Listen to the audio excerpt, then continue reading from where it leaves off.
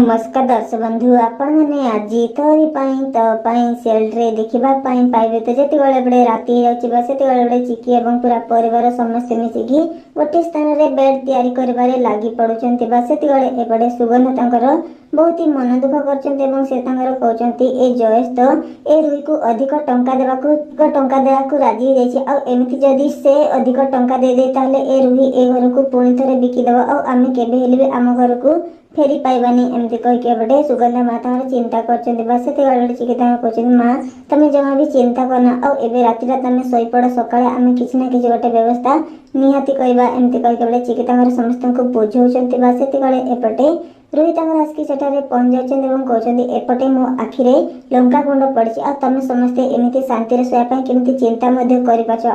तुम केमी शुभ मु सबकि देखने एमती कहीके रुई कहते से बहुत ही जोर से म्यूजिक बजाऊँ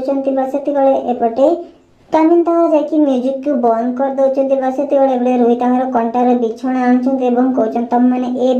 ए कंटार बिछणार शोब आज तुम ए कंटार बिछणार न भी शोब ताहले तुम एमती राति सारा एमती छिड़ा होकर रमती कहीके रुई पूरा परिवार को कहते समस्ते रुईकर एसबू निष्पत्ति समस्त पूरापूरी आश्चर्य होती कामिन कहते रुई तार मुंड फुंड बोधे खराब हो जाए तो मुंड तो आगर ही खराब होता एवं तो मुंड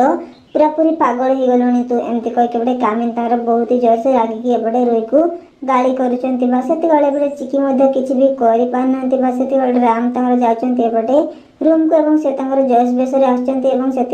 रुई को कहते तुमको मुझे आगर कही ए घर को किणी 4 गुणा टंका देके ए घर किसी भी गड़बड़ हुए ए घर को केवे भी किणीबिनी एमती कहीके जयेश कहते एपटे रुई को रुई पूरापूरी डरी जाऊँ जयेश एसब मुझे सफा करने को कहती मुझे सागे सागे एसबू को सफा कर दूसरी एमती कहीके रुई राम को आगे जयेश को आगे कहते तो कौन हम आग को आपण मन को कौन लगे कौन एमती किसी बक्का बन कौन एवं राम और चिकी रुई को फसईदेवे और सबकि संपत्ति पुणी थे निज ना को आनीपारे।